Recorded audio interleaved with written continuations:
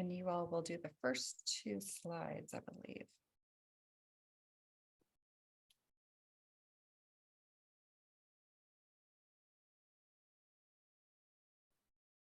that right, Capella? Yes, I can definitely introduce you. Hi, everybody. Thank you so much for joining this session. I am here with Amy Foster Wolferman and Veronica Willetto. We are here talking about trauma and resilience in tribal communities. This is part 1 of a 1 and 2 series. Part 2 will be coming later today, so make sure to check out the agenda for that. Amy or Veronica, would you like to kick it off?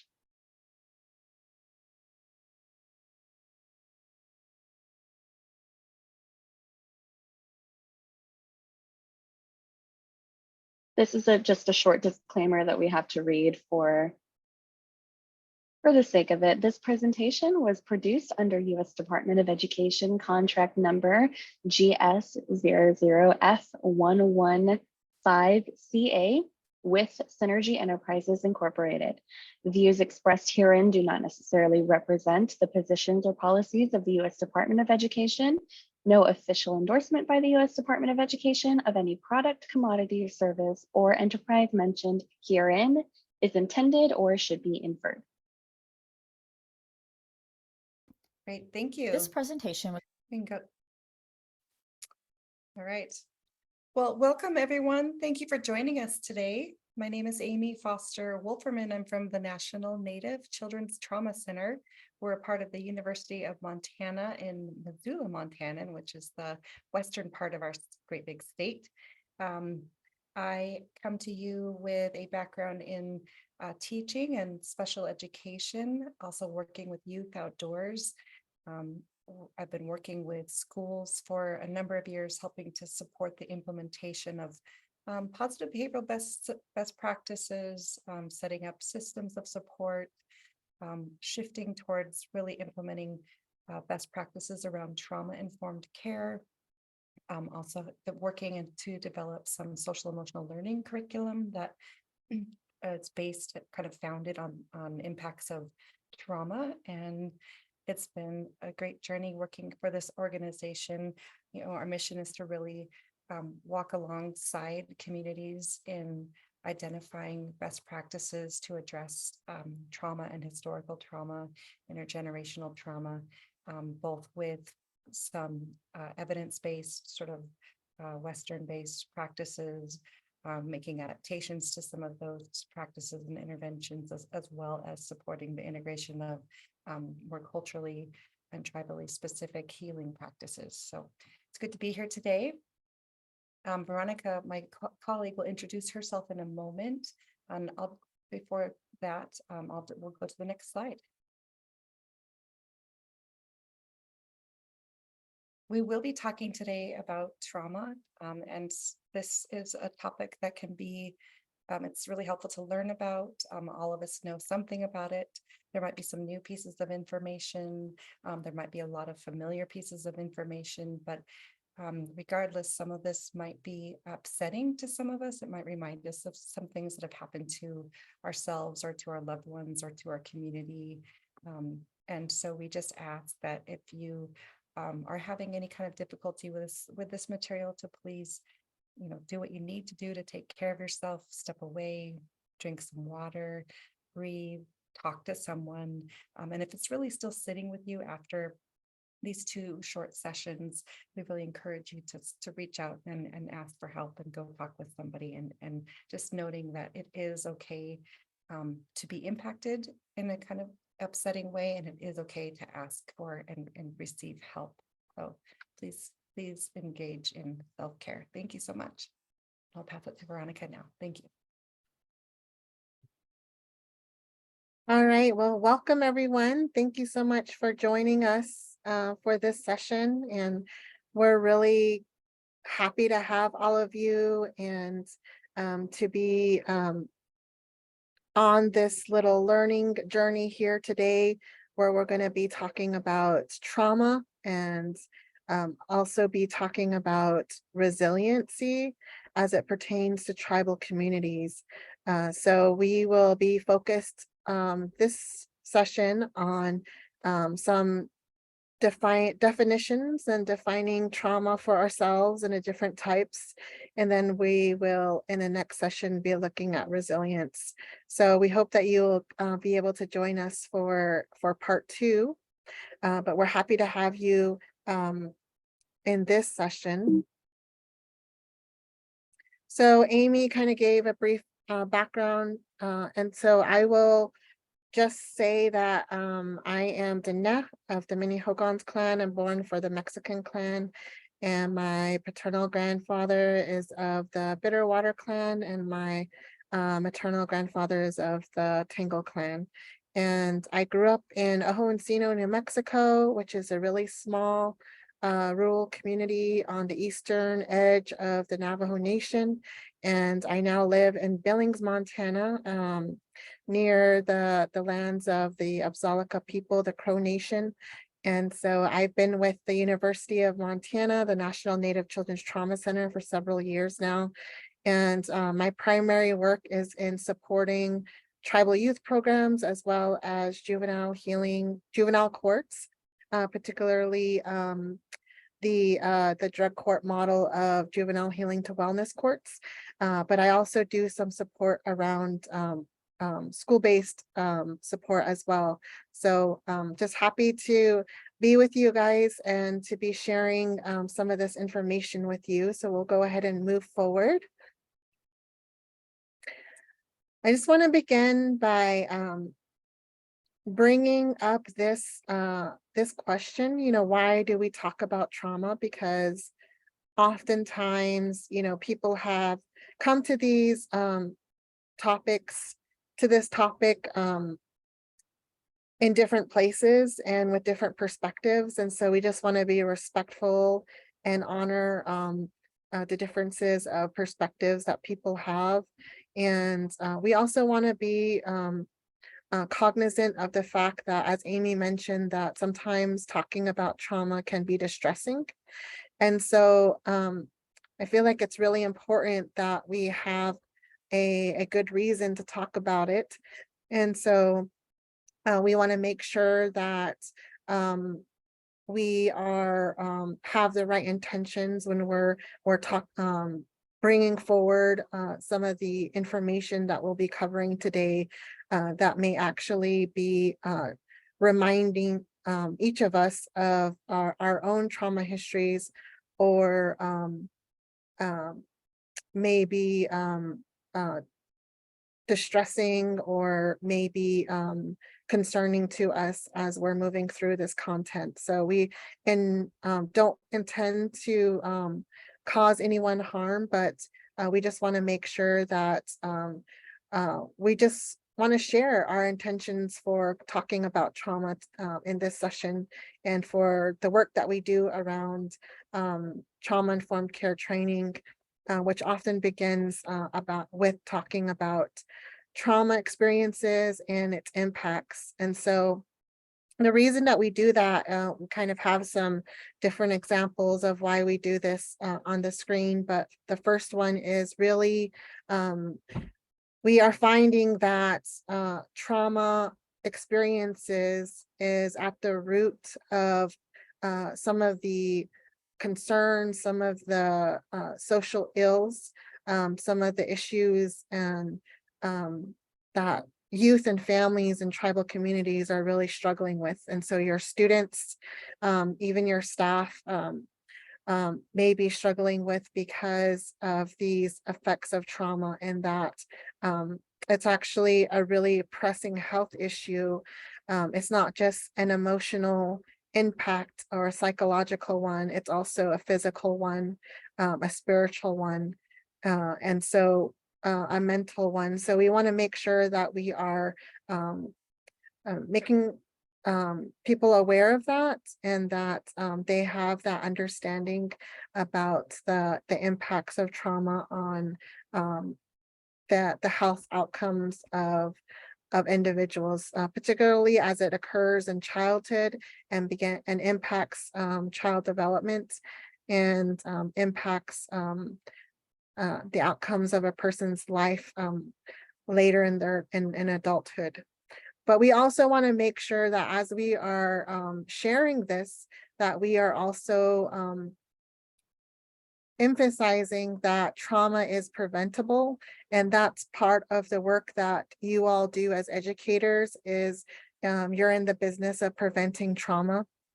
You're in the business of providing safe spaces and safe places, safe classrooms, safe schools. You're in the business of being that caring adult and really helping to prevent some of the and even kind of buffer young people against the exposure that they have to trauma.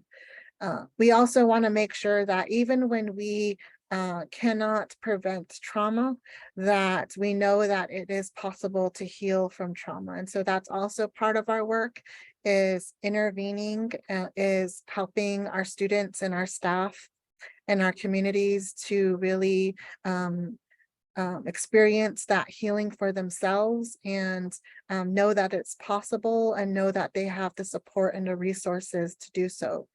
And then, of course, when we talk about trauma-informed care, one of the important aspects of that is really a mindset shift. It's really a shift in the way that we, our perspective. And so we are often looking at students' behaviors, we're looking at staff behaviors, we're looking at family behaviors, and we may see a lot of issues that are happening. And sometimes we can be asking, what's wrong? What's wrong with that student? What's wrong with that family? What's wrong with that employee? And what we're really hoping that we can help all of us with is to just make that shift to asking a better question instead of what's wrong. Let's think about how trauma has impacted them and what has happened in their past, what is currently happening in their life that may be affecting and leading to some of the behaviors, some of the issues that we're seeing, whether it's truancy, whether it's having poor academic performance, whatever it is that we are concerned with as educators, that we are asking the right questions so that we can provide the right support to the students and the staff and the communities that we care about. So I'm just going to begin with the definition, and this is a pretty helpful one that I find pretty helpful, and it comes from the Substance Abuse and Mental Health Services Administration. They did the important work of convening trauma survivors, trauma practitioners, and trauma researchers to really kind of ask this question of what is trauma? And so this definition is one that they were able to offer to us, which is that the first piece of it is that it's an experience. And so sometimes we can think about trauma as an event. So we might think about maybe a flood that happens in a community, and that flood that occurs, or a fire that occurs, a wildfire that occurs as traumatic. But it's actually the experience that individuals have with that event that actually makes it traumatic. It's the real or perceived experience, and it's the experience of it threatening their life. And it's also the experience that maybe it threatened the life or safety of a loved one. So an individual doesn't have to have directly experienced that event. They actually may have heard about it happening to a loved one, or they may have witnessed it happening to a loved one, and it could have still been traumatizing to them. And then the last piece of that definition is the understanding that it's overwhelming for an individual, because there's a certain level of stress that we all kind of face on a daily basis and we're able to manage and cope with. But when something is traumatic, it overwhelms us. it gives us this sense of terror, hopelessness, horror. It makes us so afraid. And sometimes these feelings that we have is can feel out of control. It can feel like we don't have any control over our response to that overwhelming response that we're having to that event. So it's really important for us to understand that what may be traumatic for one person may not be traumatic for another. For example, I will give of like two people in a car accident, and they both experienced that same event, but maybe the driver was awake driving, and so maybe saw the whole thing and really felt like his life was threatened. And so that was a really traumatic experience, and maybe even ended up with some injuries, and maybe had a long recovery time. And so really felt like that was a very traumatic experience. But maybe the passenger was asleep during that event, and so didn't really see everything, maybe woke up in the hospital, or maybe had a few cuts and bruises, and so didn't really feel that threat to their safety. And so it can be the same event. People can experience it differently. Two siblings in a household that experience similar things growing up, they can, for one, it can be traumatic, and for the other, it can have a lesser impact on them. So this is something that's important when we think about what is trauma, and what we're labeling as trauma. There are different types. And so I kind of mentioned a car accident, and that's actually known as acute trauma, which is a single event. There's also chronic trauma, which is basically multiple types of traumatic events occurring. This could be the same type of event. Maybe there's domestic violence that is happening, and so that's happening multiple times. Or it could be different types of events. Maybe there's a car accident, and maybe there's someone's home, burning down, and they lost everything in their home. So they could have just different types of events that happen to them. But if it's happening one after the other, it can actually really cause a huge impact on an individual. And then complex has a lot to do with just especially when trauma is happening in childhood, when children are developing, when it's happening at the hands of a caregiver, and then when it's happening for a long period of time, when there's just a long period of exposure to trauma. And so that can have a huge developmental impacts on a young person.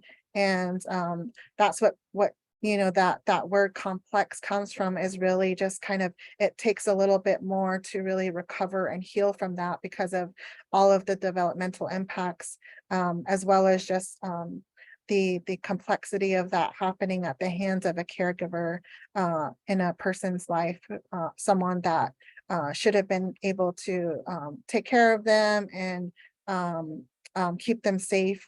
And so some of these things, some of the complex trauma often happens within interpersonal relationships. And then historical trauma, we're going to go into a little bit more in the next few slides. So historical trauma, a definition for that, we can turn to Maria Yellow-Horse Braveheart. She did a lot of, as a researcher, did a lot of work around this. She's actually at the University of New Mexico and leads the Tribes Project there, working on parent curriculum to support parents with the impacts of historical trauma. But she helped us with this definition, and she describes historical trauma as a cumulative psychological wounding across generations. So cumulative is really key here, because in historical trauma, there are multiple traumatic events that is occurring, and it's building upon one another. So that's that cumulative nature. And then it's not just causing physical wounds.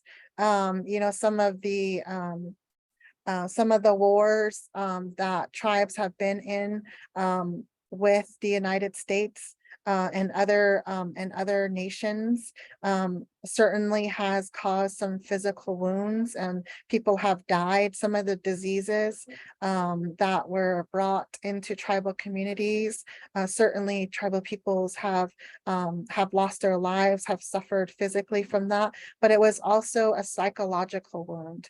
And we're going to get more into how that has happened as we move forward. But knowing that the span of time that all these historical traumatic events occurred was multiple generations. So we talk about how colonization has been occurring for over 500 years and continues. And so we see that all of these traumatic events are kind of occurring over multiple generations. And so for an individual, when we look at individual tribal peoples, it's happening across their entire lifespan. So they're being impacted by historical trauma across their lifespan. And it's caused just this massive group trauma, this massive group impact, collective impact from people that share a collective identity. And one of the things that we often understand about historical trauma is that it's intergenerational. And so there are many people in the world that experience intergenerational trauma, but what makes historical trauma a little different from intergenerational trauma is the ethnocidal and genocidal intent. So I'm talking about some of these historical events that occurred as a result of federal policy that intended to commit ethnocide or genocide against a people. And so that ethnocidal and genocidal intent is really what makes historical trauma distinct from other types of intergenerational trauma that other families may be going through. One of the themes of historical trauma that I think is important to point out is this, with that ethnocidal and genocidal intent, there was this effort, concerted political effort of removal. And so that began with just kind of removal from the land. It also was occurring with the boarding schools when children were removed from their families. And it also was continued to occur when we were seeing that the majority of tribal children were being put into the child welfare system or are being overly represented in the juvenile justice system. And so this theme of removal has really kind of been present throughout the historical trauma experience of tribal peoples. And so there's a quote there really talks about that ethnocidal intent of just really that forcing that assimilation into American society. That was really the emphasis of colonization and kind of the driving force of a lot of the efforts to remove tribal peoples from their families, their communities, their land, their identity, remove them from their cultures and their spirituality. And so there's this so much of that has been occurring within this experience of historical trauma for tribal communities. And these are just some examples of some of those historical events, and then also some examples of current impacts. I think it's important to note that historical trauma, the name of it, can be a misnomer because We think about history and we think that, oh, these events happened a very long time ago, right? They're in our past. They're no longer a concern to us. They're no longer a factor, but we're actually seeing that there are impacts today. We are finding that in the generation today, even though they were not the ones that experienced the boarding schools, they were not the ones that experienced the massacres, they were not the ones that experienced the forced removals. They actually are experiencing the psychological symptoms and impacts from those events as if they were actually there themselves in person.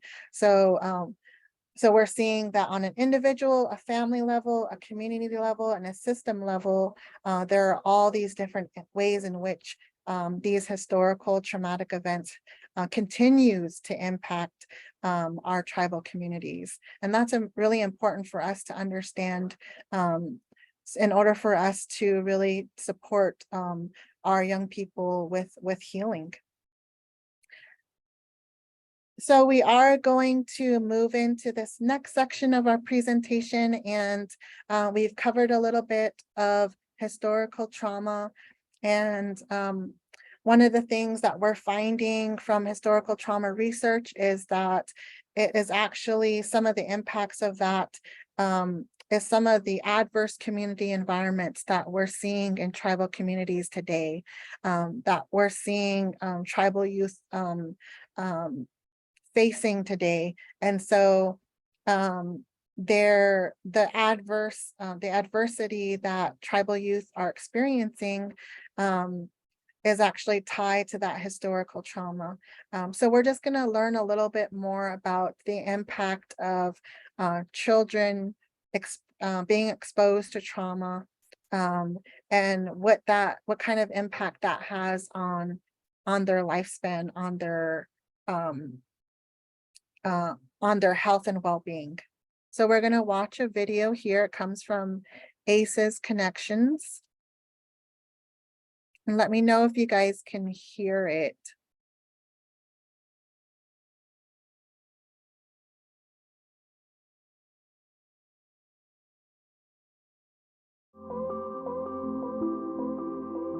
Yes, When I we can think hear it. about public health, do we consider the importance of our childhood experiences? What if they have a bigger impact on our health than we could ever imagine?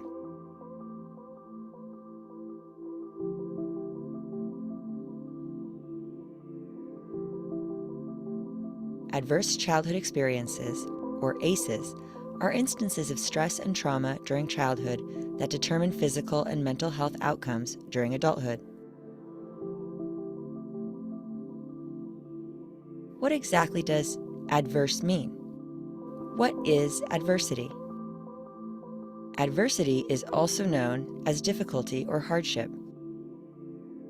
People can experience adversity directly from individuals, like abuse inflicted by one person to another, as well as from the pervasive structures in our society, like discrimination from our social, political, and economic systems.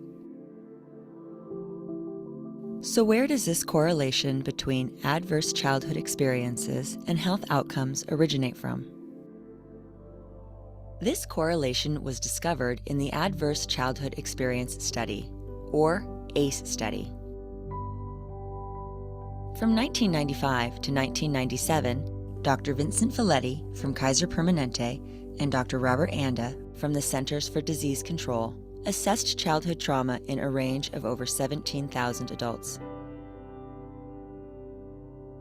Jane Stevens, founder and publisher of social network ACEs Connection, explains why Drs. Felitti and Anda created the study. So Dr. Vincent Felitti is a pretty remarkable guy, and he's very curious about why things happen or why they don't happen. So he's at Kaiser Permanente in San Diego, and he was running an obesity clinic for Kaiser patients. And these were people who were morbidly obese, 100, 200, 300, 400 pounds overweight. He noticed that quite a few of the people who were in the weight clinic were dropping out. And he wanted to understand why, and he thought, what are we doing wrong? You know, maybe they're not losing weight, but he looked at all their records and found that every one of them was losing weight. And he couldn't figure out why people who were successfully losing weight would leave. So he brought them in to ask them why they had left the program and to try to figure out what would have led them to do that, you know. And so he went through a whole series of questions, and then one day he misspoke, and he, instead of asking, how old were you when you were first sexually active, he asked, how much did you weigh when you were first sexually active? And the woman who he was interviewing said 40 pounds, and she burst into tears. And she said, and it was with my father, and thank you for asking. And that just blew his mind. And he thought, maybe I'm onto something here. Maybe I should ask that question more often. And so he did. And then he was afraid that he was sort of putting some bias into it. So he had some other physicians do the list of questions. But what was very clear is what he was getting was reports of incest that he had assumed was very rare. And what he was saying was very commonplace. But then he was also finding that people were gaining weight because they thought it was a good defense mechanism, either to keep people away from them, you know, potential sexual abusers, or it made them feel safer because they had been bullied when they were, you know, young, scrawny kids, and they thought that gaining a lot of weight would help them. So he understood that weight was a solution for them and not a problem. They assessed 10 types of adverse childhood experiences in the study: emotional, physical, or sexual abuse, emotional or physical neglect, substance abuse, mental illness, separation or divorce, incarcerated family member, and domestic violence. They also created a scoring system for ACEs. For every ACE a participant had experienced, they got a point on their ACE score. So if someone experienced physical neglect, no matter how often, they would receive a score of 1. If a person experienced physical neglect and had a parent with mental illness, they received a score of 2, and so on. Then, the doctors correlated the ACE scores with health outcomes. Dr. Nadine Burke-Harris, founder of the Center for Youth Wellness in San Francisco, is a leading medical professional on adverse childhood experiences. In this segment of her TED Talk, she describes the results of the ACE study. What they found was striking. 2 things. Number 1, ACEs are incredibly common. 67% of the population had at least 1 ACE, and 12.6%, 1 in 8, had 4 or more ACEs. The second thing that they found was that there was a dose-response relationship between ACEs and health outcomes. The higher your ACE score, the worse your health outcomes. For a person with an ACE score of 4 or more, their relative risk of chronic obstructive pulmonary disease was 2.5 times that of someone with an ACE score of 0. For hepatitis, it was also 2.5 times. For depression, it was 4.5 times. For suicidality, it was 12 times. A person with an ACE score of 7 or more had triple the lifetime risk of lung cancer and 3.5 times the risk of ischemic heart disease, the #1 killer in the United States of America.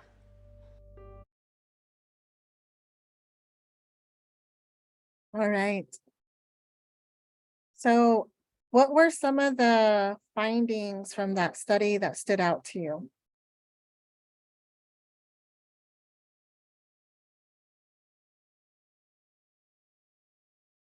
Was there anything that kind of jumped out about you about what they learned from the adverse childhood experiences study?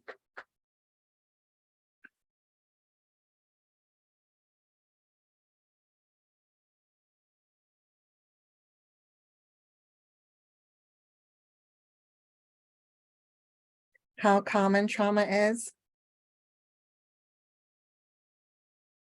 the dramatic increase in health issues. Interesting. It goes back to what my grandma and relatives say. That's really interesting. That emotional neglect could harm someone physically later in life. Yes, isn't that? Yeah, I thought that was really interesting too. Rephrasing questions is so important. How old were you versus how much you weighed? Absolutely. The health problems experienced. Okay, thanks for elaborating more about what what you heard from your grandma and relatives. Be kind, or it comes back and it goes down to the next generation. Absolutely. The question asked about weight. Yes. Dana sharing many of her students have experienced at least 3 or more.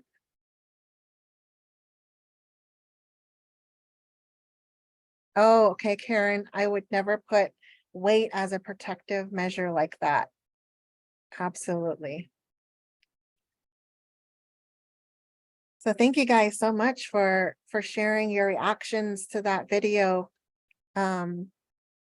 People are always curious when we do this training, what this study was done in Southern California, and it was done primarily with white population. And they have since then have done, it's called an urban ACE study, where they've, and participants have been more people of color. But we've also have some tribal communities that have been included in some studies as well. So I'm going to go ahead and share that with you. So these are 4 studies that have been done. And you can see the targeted population in that first column. And how they were really looking at childhood ACEs. And then just the how many of the participants had experienced at least one trauma exposure in their childhood. And you can see like those that were the incarcerated population in New Mexico. That's so significantly high. 97% of them had experienced at least one type of traumatic event in their childhood. And then some of the others, 78% of them, 75%, 83%. And then that last column, that's really looking at, I believe it's 4 or more ACEs that they had. And so can you believe like 81% of that incarcerated population experienced 4 or more ACEs? 40%. So 61%. So these are just some of the results from some of the studies that has been done in Indian country. But we also, we know that there are over 570 federally recognized tribes. There's more state recognized tribes. There's also tribes that have not been politically recognized in this way yet. And so we see that these are just a few, a sampling of tribal communities, but we're kind of seeing a trend. We can't say, across the board that this is the case for all tribal communities, but we're kind of seeing that there's a trend that there's higher prevalence of trauma exposure happening in childhood. Oops, sorry. So we also know that with that ACE study, there were just 10 types of adversity that were asked about. And so, of course, there's probably some others that have similar impacts on the health and well-being of individuals, the health outcomes. And so some of the studies that have been done since then, since this original study, has actually found correlations, similar correlations to these types of traumatic events. And I'm kind of curious if you don't mind sharing, what are any of these occurring with your students or their families? And is there anything that's not on the list that any type of trauma that is not on this list that is impacting your population?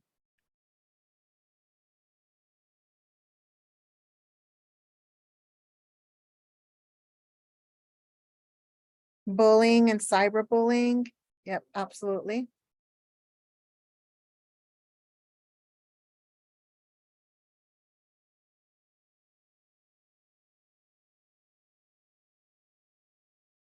Drug and alcohol use, gangs, COVID loss or deaths. Yes. Absolutely. So cultural insensitivity, maybe even racism or discrimination, right? Yep.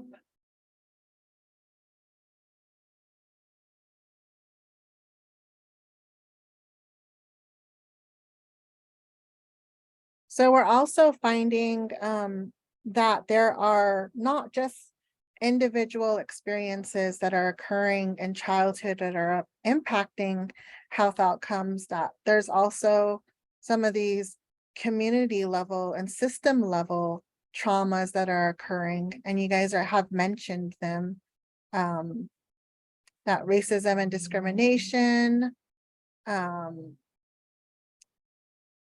An interesting one is the zero tolerance school policies. Are there any that you kind of can think of that it's not on this list? Any kind of community or system level traumas that are occurring with your population?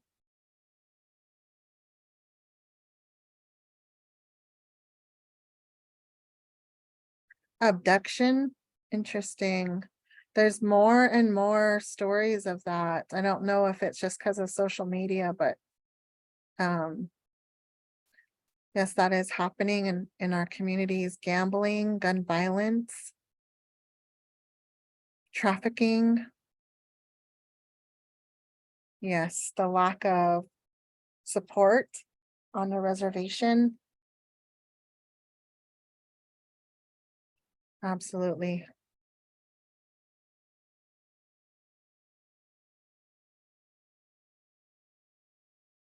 All right, so that's what we wanted to share about the ACE study. So I'm going to go ahead and pass it over to Amy, and she's going to share a little bit more about the impact on development that trauma has. All right. Thanks, Veronica. Can you hear me okay, first of all? All right. We're going to shift into, we're talking kind of about the context and the history, the historical trauma, intergenerational trauma, also ACEs and that long-term impact of trauma over time.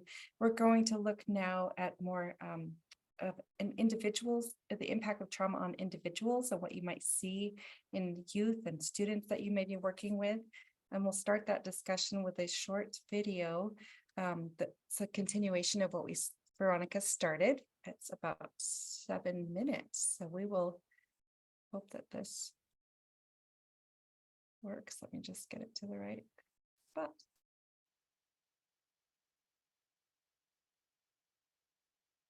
States of America.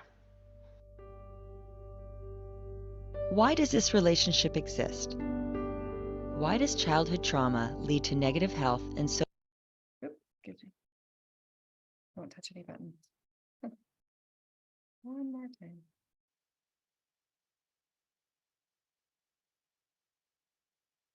States of America. Why does this relationship exist? Why does childhood trauma lead to negative health and social outcomes during adulthood? The answer lies in how stress affects the developing brains and bodies of children. Let's look at two children. We'll call them Child A and Child B. Child A grows up in an environment where adults are unsupportive and dangerous. Child A experiences traumatic and stressful events on a regular basis. Child B grows up in an environment where adults are loving and supportive. Child B experiences stress occasionally, but feels safe most of the time. These children's brains will develop based on their unique experiences in each of their environments. Our brains are wired based on sensory experience. Neurons are cells in the brain that transmit messages throughout the body. They make connections when they receive or send information. Jennifer Silverstein is a licensed clinical social worker who supports families and specializes in children aged 0 to 3. She explains how a child's developing brain creates neural connections. When we have repetitive activity that comes in predictable patterns, it reinforces that wiring, and the most used areas of the brain become the most developed. When it comes to early childhood trauma, that is really important because when children live with fear, when there is traumatic experience in their house, when there's domestic violence or there's child abuse, those areas of their brain that control the fear response get hyperdeveloped. They get really good at being afraid. Right, and at being reactive and protective around fear. On the flip side, one thing that often doesn't get talked about nearly enough when we talk about trauma is neglect. So when children, maybe they don't have anything to be afraid of, but they're not getting the right amount of relational interaction, they're not getting all those beautiful moments where mom comes in and swoops them up, or dad or auntie comes in and swoops them up and locks eyes and coos together, and they have this really beautiful relational experience. When they don't get that, then the areas of their brain that control things like social bonding and empathy are underdeveloped. When we experience a dangerous event, we have a fight or flight response. Our bodies prepare us either to fight a threat or run from it. Well, imagine you're walking in the forest and you see a bear. Immediately, your hypothalamus sends a signal to your pituitary, which sends a signal to your adrenal gland that says, release stress hormones, adrenaline, cortisol. And so your heart starts to pound, your pupils dilate, your airways open up, and you are ready to either fight that bear or run from the bear. And that is wonderful if you're in a forest and there's a bear. But the problem is what happens when the bear comes home every night. And this system is activated over and over and over again. And it goes from being adaptive or life-saving to maladaptive or health-damaging. In Child A's world, adults are unpredictable and threatening. Child A's stress response system is going to be turned on almost all the time because they are constantly protecting themselves from danger. This is called a toxic stress response. Child A stays aroused and hypervigilant with stress chemicals in their body.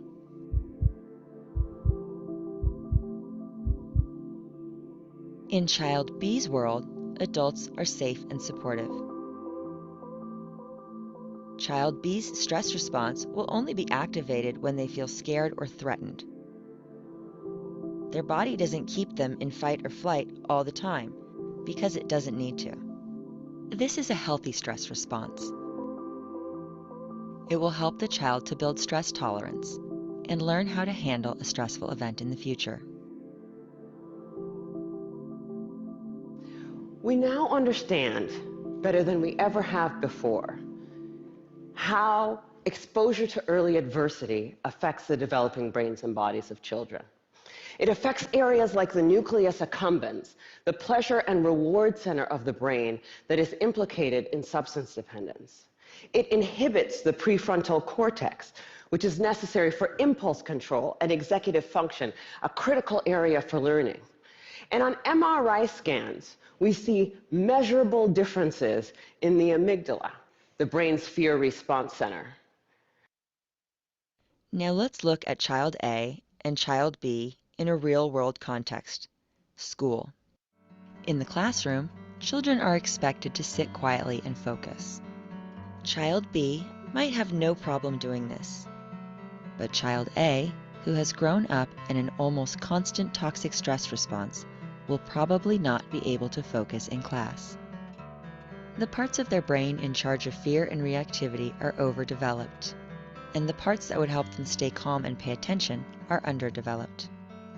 Child A has adapted to be reactive and impulsive as a survival mechanism. Brian Farraher is the executive director of the Hannah Boys Center in Sonoma, California, a residential treatment center for at-risk boys. So a lot of what we see with our kids is their behavior is actually really adaptive to some hard situations they've grown up in. So if you're, for instance, if you're very volatile, it keeps people at bay. It protects you. Right? So for a lot of our kids, their behavior in the context of maybe how they've grown up makes a lot of sense. And then they come into a treatment environment like ours here, and people kind of go, well, they're safe here, everybody's nice to them or whatever, but that's not their life experience. And so we have to understand context for these kids. Now we know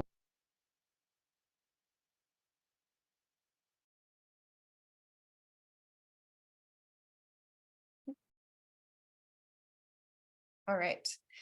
So I think that's a helpful overview of how trauma can impact our brain and how we are with trauma histories often kind of walking around in this highly stressed mode of survival. Oh, let me grab that. Sorry, one second. Okay. But I think it's also helpful to think about our brain in terms of the different parts that were mentioned. And you've probably heard of Dr. Daniel Siegel. He uses the hand model to represent the brain. And just two parts of this I want to show here, given the time that we have. But our limbic system is really can be represented by our thumb, and then our prefrontal cortex. So the limbic system being the area that governs emotion, and this is the area that detects danger in the environment. So when we are stressed or afraid, this portion of our brain is on high alert. Over the top of that, later to develop, is the prefrontal cortex. Those are 4 fingers. And so when we go into that fight, flight, freeze mode, Dan Siegel talks about how we flip our lid. And so our prefrontal cortex, because we don't need to utilize our ability to stop and reflect and analyze and think about how we can control our impulses, reason, we need to act fast to protect ourselves. So everything that's not needed in the moment to keep ourselves safe is shut down. Our digestive system, we don't need that at the moment, just for efficiency and to focus. So a lot of times our kids may be reacting to something in the environment. They go into the fight, flight, freeze mode, and all of the ability to pay attention to language, to understand what people are saying, to be able to communicate goes out the window, right? But something else I love about the brain science is that the video talked about how neural pathways and neural connections are created all the time through our experiences, especially through repeated experiences. The more we have an experience, the more deeply ingrained that neural pathway becomes. But we can, and so that's true for positive experiences as well as for more traumatic experiences. And those kids that are coming to us with a lot of traumatic experiences, we can actually still create new experiences for them through repetition, constantly being present for them, consistent, loving, supportive, and that can create new neural pathways. So we can change those little brains. And there's a lot of hope in that, I find. So then I want to talk a little bit about the common reactions to trauma. And this again is more on the individual basis. And I like to think of this in terms of a spectrum. So we have this list of common reactions. We may experience one of them. We may experience several of them. There might be other things one experiences after trauma that are not listed here. And over time, they may fade away as we heal because we are resilient human beings. Most of us can get through and get over. The problem becomes when we get stuck in it, and that and we're looking at traumatic stress symptoms and when it interferes with our daily functioning. And if we go further along the spectrum, these same symptoms can become, or reactions can become, post-traumatic stress disorder. So these same symptoms can become a disorder, and you can think of it in terms of getting really stuck. So it's just more intensely how often and how long you're experiencing these kinds of symptoms. So one of the first ones here is hyperarousal, and that is when we are feeling, as you can see in the video, child A just constantly on guard, looking out for danger, really easily startled, and we're just waiting for that next bad thing to happen to us, to be ready to protect ourselves when we need to be. Of the fight, flight, freeze, it's really more of the fighter response. And then re-experiencing is when we have these uncontrollable thoughts that come into our mind, maybe sounds, images, thoughts, reminders of the trauma, and it's really hard to stop. This is also referred to as flashbacks. And that can be very distracting and really hard to be able to focus and be present when you're re-experiencing. Avoidance is another common reaction, and that is just feeling like I don't want to be reminded of the trauma. Anything that reminds me of the trauma, I'm going to avoid. Maybe an incident happened on a playground that was very traumatic, and so a child no longer wants to go out to the playground, or they don't want to go to any playground because it still reminds them, even though it's not the same one. And sometimes we know that we're being avoidant. We know what's turning us away, but sometimes we don't. It can be subconscious, and for some reason, I'm just not wanting to go there or do that. And there's something about that environment that reminds me, whether it's a person, a sound, the way it looks or smells. And then numbing is kind of the next level of avoidance, where we are mentally really checking out from our being, from our body, to the point it's almost like the fight, flight, freeze. It's the freeze response. It's numbing. There's no other, not able to fight this off. I'm not able to run from it. So I'm just going to literally leave my body and not be present so that I don't have to feel. And there are certainly unhealthy coping strategies for numbing, use of drugs and alcohol and other substances that can put us in that state of numbing so that we don't feel the pain or are reminded or having to think about the reminders. And then change in affect, we might see a shift in behavior.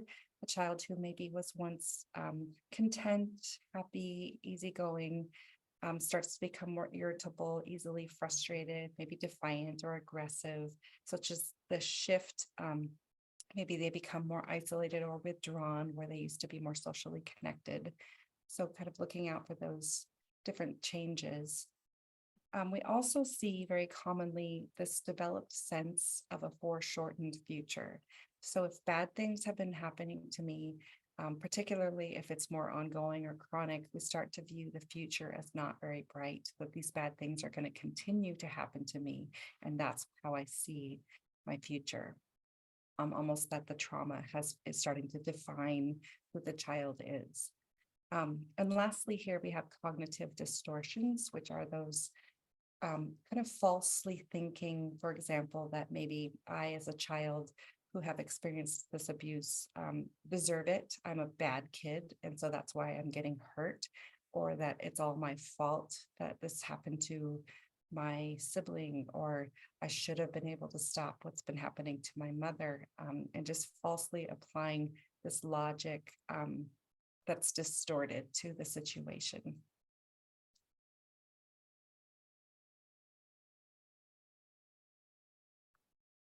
So along with that, we have trauma reminders, sometimes called triggers. And it's really those things in our environment that remind us, whether it comes to us through our senses, so smells, sights, sounds. I knew a girl that had grown up in a household where salmon was a common meal, and there was also quite a bit of abuse happening in the home. So smelling salmon later in life is a trauma reminder for her, and she's very conscious of that, and is able to say, this really bothers me. I need to leave. I need to go outside and get some fresh air. Another child, a reminder for her was seeing little coats and hats and boots that were small.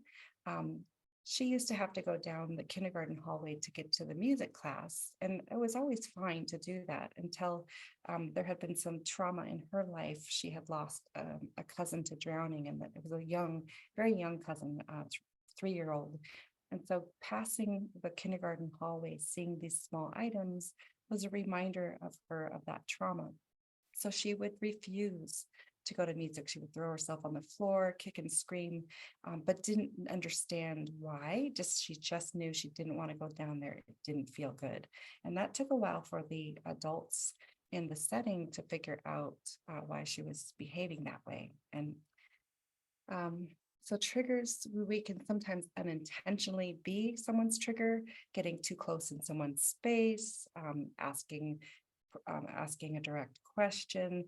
Little things that we might not realize or perceive to be threatening can be quite threatening for others. And it's as if we're experiencing the trauma all over again. Oh, are we already there? Okay, so I want to then open this up to any questions. First of all, before questions, are there any examples that you know of, like with the children that you work with and the experiences that they have? Are you seeing some of these reactions? Are you seeing symptoms of traumatic stress? Are you seeing potentially trauma reminders in those that you work with? What have you seen in your life or in your work related to these common reactions to trauma? I'd love to have you share in the chat how you see this in your life and in your work.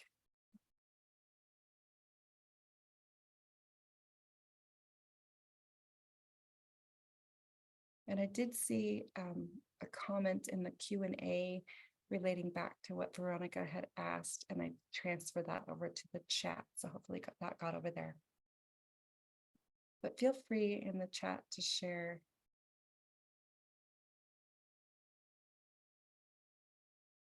how you see this in those that you support.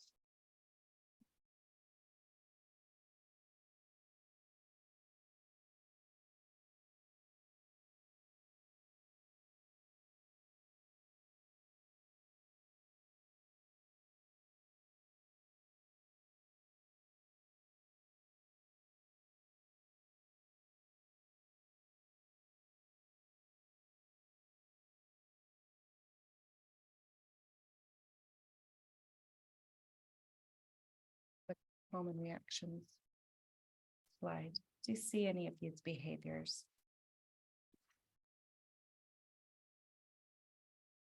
And if not, we'll move a little bit ahead.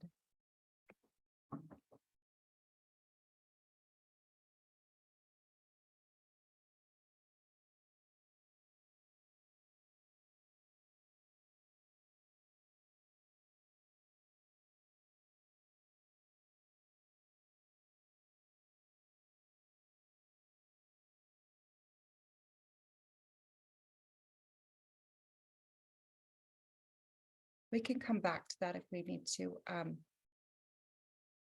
I'll also pause here to see if there are any questions thus far.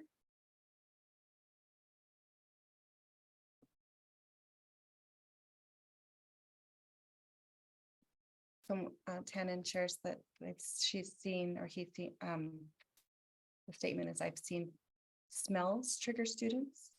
Yep. And they do tend to come to us more through our senses and also through our emotions. So maybe a child who has experienced some neglect, when they're in a situation where a friend says, they ask a friend to spend time with them after school and they say no, that perceived rejection, that feeling of rejection can be a trigger of back to that experience of neglect. Allison shares sound, music triggering students. Thank you for sharing. Also another music, certain songs. I worked with a student who we discovered, it took a while to figure out, but we discovered over time that whenever we gave him a direct instruction, that itself was a trigger, even if it was delivered in a very, from our perception, a very non-threatening manner. It somehow made him feel like we were trying to control him. So I'll share a strategy that was really helpful for him, but that was another example of what I've seen. Another was just different days of the week. One of our students, to me, it was very hard to, he seemed to be aggressive all the time, but when we actually started tracking when the aggressions occurred, it was always increased on Wednesday. Starting on Monday baseline, it would increase Tuesday and then be highest on Wednesday and then drop back down Thursday and Friday. And Wednesday, we later learned, was the day that he transitioned from mom's house to dad's house. And so starting to get anxious about that transition that came out in his aggressive behavior. Loud voices is another. Thank you for sharing. Yeah. And a lot of these things, like a loud voice, is something that we often need to use as a teacher, right?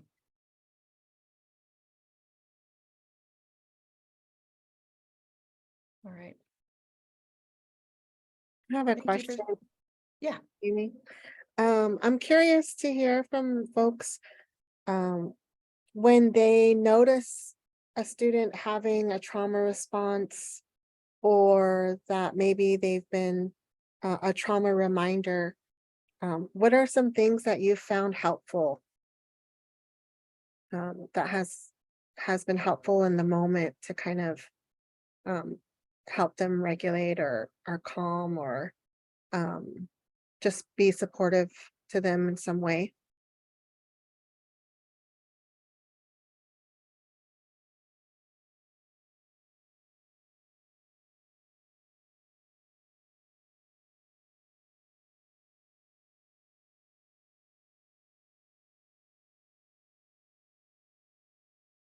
Oh, that's a good one, Shanna. Letting them know how they feel is okay. Absolutely validating their feelings. Elaine, having him go to his safe place that he had previously chosen. That's awesome that you have already a plan for how you'll respond when that happens. And that they're safe and wouldn't hurt them. Okay. And then if dealing with traumatic topics, we usually share a statement prior or have counselors on hand to remove them for individual attention. Well, that's good, yeah.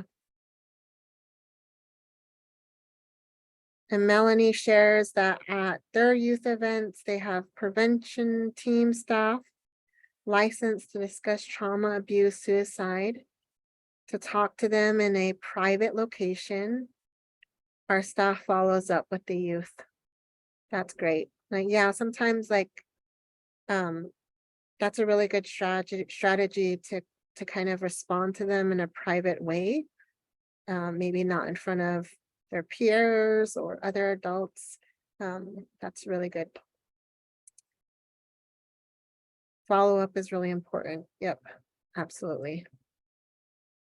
Especially like when you want to learn more about what the trigger the trauma or the reminder is, like if you want to kind of have more of a conversation, you kind of have to wait till you have to wait until they're calm down, right? So hey Deidre. All right. Thank you for sharing those ideas of what to do. I'll share one more before moving to one last slide, and that is with our child that was we're providing a direct instruction was a trauma reminder, and he would go into a tantrum. We tried giving him choices and some wait time to make that choice. So it was a simple direct instruction of hand me your name tag, please, would set him into a tantrum. And so when we tried, oh, you can put your name tag in my hand or on the floor. I'll be back in 3 counts. And that made a huge difference for him. It just took away that perception that we're trying to control him. And I think that's been helpful too, for this is a younger child, but also middle school age. Those that tend to be more reactive, defiant and aggressive, just giving them a little space and choices so that they can maintain their own control. Thank you for sharing. And then in the chat, we have GONAs, which helps to heal through trauma. Thank you for sharing that. Those GONAs are really great. I don't deal with children daily, but I used to coach. I just would allow them to talk one-on-one, then I responded to how they acted. Lastly, I would give them a big hug and let them know that I'm always available to help. That's great. Thank you. All right. So we have about 3 minutes left. And I will ask our host, who was going to Capella, to share the ending slide here. All right, everybody. Thank you everyone for joining us today. And thank you so much to Amy and Veronica for sharing this valuable information with us. But don't forget that they have a part 2 to this presentation coming at 4:15 Eastern time. Make sure to click on the agenda tab to keep track of that. As far as where to go next, our roundtables and matchmaking time is coming up at 3:35 Eastern time. So just over 10 minutes from now. Please join the tables with the blue center icon today.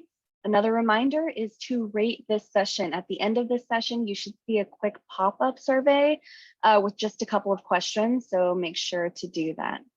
Thank you, Amy and Veronica. Back to you.